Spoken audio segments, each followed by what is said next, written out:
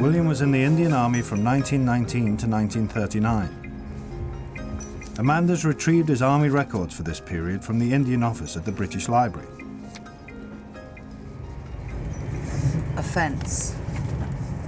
Drunkenness. Should laugh. Oh, in that he at Rawalpindi on the 11th of September 1932 was drunk. Full stop. Yeah.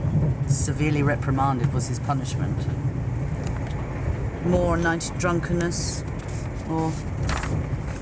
Amanda's taking them to social historian Catherine Hall, who specialises in Britain's imperial past. She wants to know more about how the army could have shaped William's character. I think it's very interesting that because my grandfather was drunk and very abusive, very, very violent towards my grandmother and the children, that the army actually offered my grandmother to bring her home with the children. He must have been seriously demonstrating and showing that he was a problem, because the levels of drunkenness in the Indian Army were very high.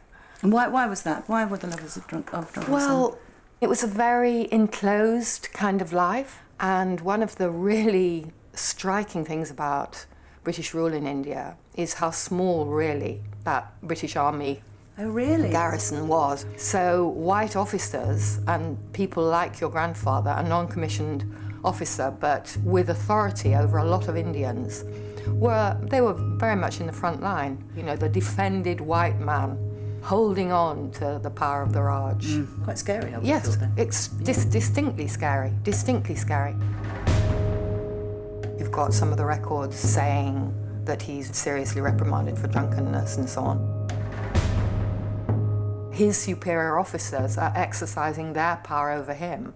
You know, he can exercise his power presumably over the troops and over his wife and children. I think in some ways, you see, the less power men have in the world outside, the more they need to exercise it inside the sanctum of the home. In the arsenal where we did for some time, a siren would go off at 5 o'clock. Air raid siren. Yeah, and we'd, oh no, you know, a feeling of dread would come on us and we would hide. When we were children, there were things that we didn't need to know. We as kids could hear the grown-ups talking about something, and then the minute we happened to come into the room, it was all,